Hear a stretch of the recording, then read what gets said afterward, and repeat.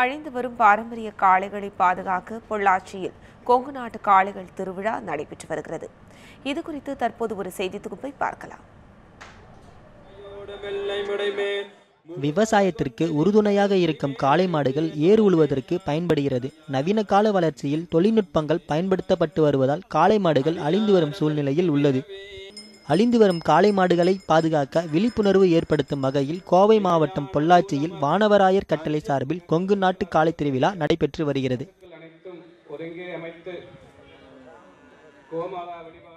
நாட்டு இனங்கள் பழமையான இதுகள் எல்லாமே அழிஞ்சு வந்துட்டு இருக்கு.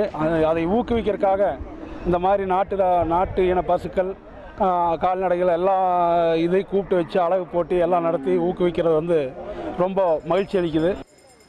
2 நாட்கள் நடைபெறும் இந்த திருவிழாவில் சேலம், ஈரோடு, திருப்பூர் உள்ளிட்ட மாவட்டங்களில் இருந்து கொண்டு வரப்பட்ட 300க்கும் மேற்பட்ட காளைகள் அணிவகுத்து நின்றன. மேலும் காளைகளுக்கு மரியாதை செலுத்தும் வகையில் பூஜைகள் நடத்தப்பட்டது. தற்போது தமிழகத்தில் ஜல்லிக்கட்டு, ரேக்லா போன்ற போட்டிகள் தடை செய்யப்பட்டு உள்ளதால் காளைகள் அழிந்து வரும் சூழ்நிலை ஏற்பட்டு அடிமாடுகளுக்கு விற்பனை போவதாக மாடு விற்பனையாளர்கள் கவலை தெரிவிக்கின்றனர்.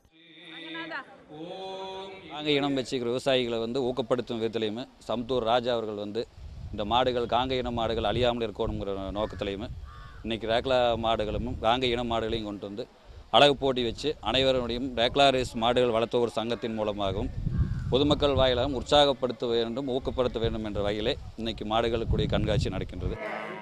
விவசாயிகளின் நண்பனாக திகழும் காளைகளை பாதுகாக்க இது போன்ற திருவிழாக்கள் தொடர்ந்து நடத்தப்பட வேண்டும் என்பதே விவசாயிகளின் விருப்பமாகும்.